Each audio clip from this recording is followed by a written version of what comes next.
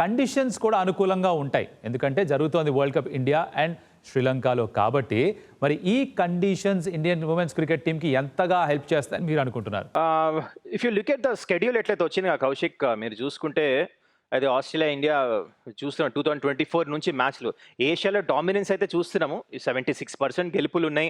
2024 నుంచి చాలా మంచిగా ఆడుతున్నారు women's team. This is one of the reasons. అయితే coming back to the schedule, మనకు ఐదు డిఫరెంట్ వెన్యూస్ లో ఆడుతున్నారు. అండ్ పాకిస్తాన్తో మ్యాచ్ వెళ్ళి శ్రీలంకలో ఆడేసి వస్తున్నారు. కానీ మోస్ట్ ఆఫ్ ద కండిషన్స్ తెలిసిన కండిషన్స్ అయ్యి అండ్ మంచిగా ఫేస్డ్ అవుట్ టోర్నమెంట్ ఇది. మీరు చూసుకుంటే పాకిస్తాన్ మ్యాచ్ కంటే ముందు మంచిగా 4 రోజులు గ్యాప్ ఉంది. The reason is that India అక్కడ శ్రీలంక ట్రావెల్ చేసి అక్కడ మ్యాచ్ ఆడాలి కాబట్టి they have to come back India again.